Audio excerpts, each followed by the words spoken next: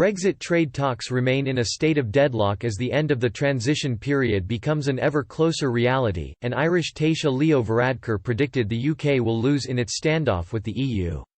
Leo Varadkar made the claim in late January as the UK was on the cusp of leaving the EU. The Irish Taoiseach was in a confident mood when he argued that the UK was mistaken in thinking the EU 27 would join Prime Minister Boris Johnson in telling Ireland what's what. Mr Varadkar also cast doubt over the UK's ability to get a trade deal done by the end of 2020 when the transition period ends.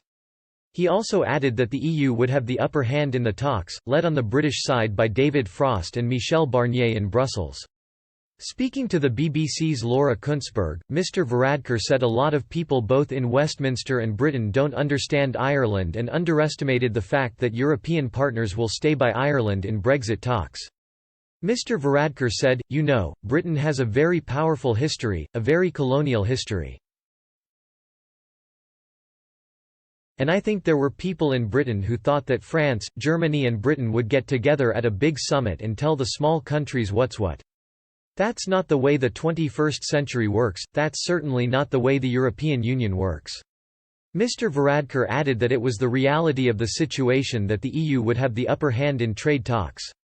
He continued, "I think the reality of the situation is that the European Union is a union of 27 member states. The UK is only one country. And we have a population and a market of 450 million people. The UK, it's about 60. So if these were two teams up against each other playing football, who do you think has the stronger team? So long as we're united." While Mr Johnson has been confident from the outset that a trade deal with Brussels is achievable, even rejecting an extension to the transition period amid the coronavirus crisis, the Irish Taoiseach questioned this. He rejected Mr Johnson's idea that there would be bags of time to strike a deal, warning that any deal will probably need to go through the messy process of being ratified by several European parliaments.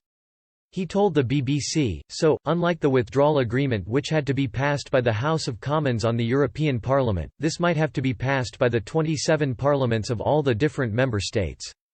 And that's where it gets messy."